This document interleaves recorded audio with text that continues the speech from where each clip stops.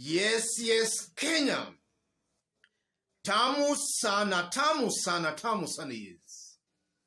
Nandi Senator Samson Cheragei, a staunch defender of William Ruto's government, today admitted the existence of serious insecurity in the country.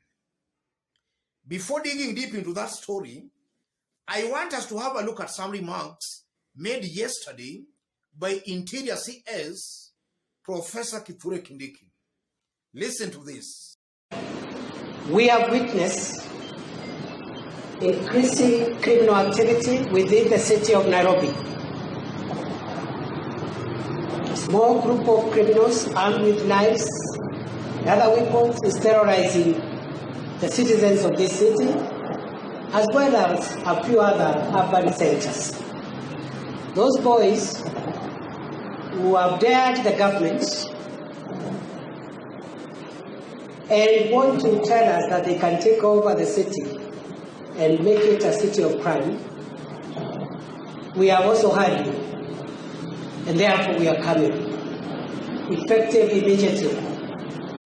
That clip of the professor has been drawing a lot of mixed political reactions amongst Kenyans, with a good majority feeling and believing the professor is too soft to handle the rising insecurity in the country. His voice alone is not commanding, because it's expected that a minister in charge of security should be having a commanding voice. The professor's voice is too soft, not commanding. In fact, Kenyans were mocking him that he has a soprano voice, a voice that cannot scare away thugs or even thieves. And some were saying that thieves listening to the professor, they were just laughing at him. So that was yesterday, and that was a government confirming the rising in insecurity. A departure from what the government was saying some few days ago, because before yesterday, government agencies were coming out to deny the existence of insecurity. They were denying that insecurity had gone up. So yesterday, the government did confirm that insecurity has gone up. I want us now to have a look at some remarks made today, or rather some remarks shared out today by Samson Cheragei, a staunch defender of William Ruto's government. Yes. Samson Cheragei. A fortnight ago, I lost left side mirror of my car while stuck on traffic along Valley Road, being removed forcefully by a thug. Nairobi is now a crime city and gangs haven. The security lapse across the nation must be addressed immediately by reorganization of security sector. That's Samson Cheragei's tweet some few hours ago today. In this video, as usual, I want us to dig deep into that to see what it means politically and what it portends for William Ruto's government. If you are watching us for the very first time, subscribe, give this video a like. Yes, those remarks by the professor and the tweet by Samson Cheragei confirms that the government has been aware of the rising insecurity in the country, but they cannot curb it. Samson Cheragei is talking of being robbed 2 weeks ago. In that 2 weeks, insecurity has been increasing on a daily basis. So the government has been aware of the rising insecurity, but they cannot control it. That shows and confirms the government cannot tame or curb insecurity. William Ruto's government cannot deal with insecurity. And to the professor, the tone itself, the personality of the professor.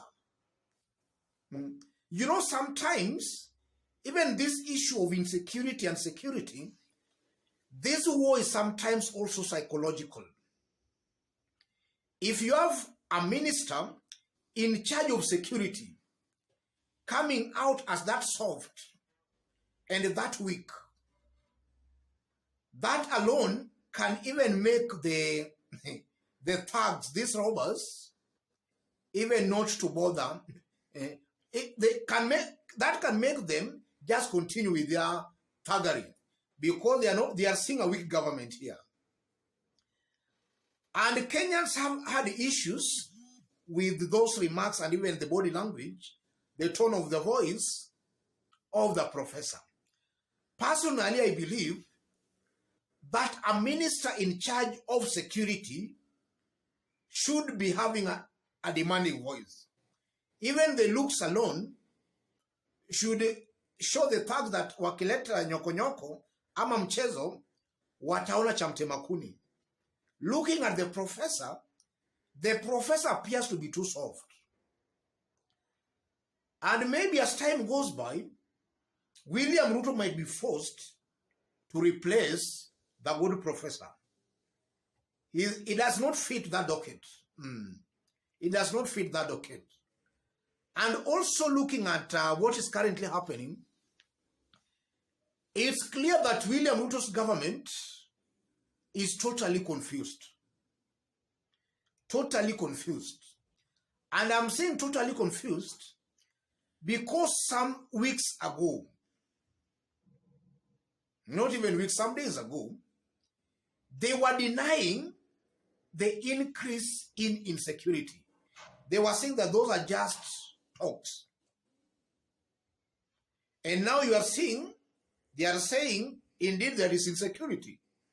You are seeing a totally confused government. Totally confused government. And from where I sit, ladies and gentlemen, something tells me very strongly that William Ruto and his team were not ready, not prepared to form a government. They were not ready, not prepared to form a government. And that's why we are seeing all these double speaks. Today they are saying something, tomorrow they are saying completely a different thing. I'm seeing a government taking Kenyans in circles.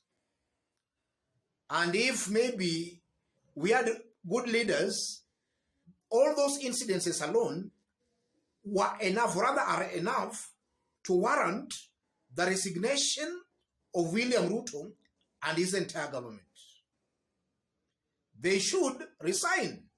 But now, Africans don't resign. Yeah, William Ruto ought to have resigned by now. As I conclude, looking at the way the government is going, it's a fact, and now this is not debatable. As time goes by, this is a government that is going to be very unpopular amongst Kenyans. They are getting it wrong on all fronts. Be it the cost of living, they are not addressing that. The cost of living has gone up. Be it Kazi Mtani, we are seeing they have rendered some Kenyans jobless by removing Kazi Mtani. Insecurity has also gone up. So, could it be possible that the failure by William Ruto's government to lower the cost of living, to give our youth jobs, could also be contributing to this increase in security? I think also for some long-term solutions, William Ruto's government should work towards addressing those issues. Yes, they should work towards addressing those issues. As it is right now, this is a government that is clearly getting their priorities wrong. They have been hovering around the country campaigning for 2027, passing the blame to Uhuru Kenyatta and Raila Odinga. So it's a government that has just been passing blames. They don't want to take responsibility. They don't want to sit down and start working. And that can also explain why we are seeing insecurity increasing. So I don't know whether they can also attribute that to Uhuru and Raila Odinga. Let me stop it there, ladies and gentlemen. If you are watching us for the very first time, subscribe, give this video a like. If you want to support our channel as always, I've pinned my number on the comment section.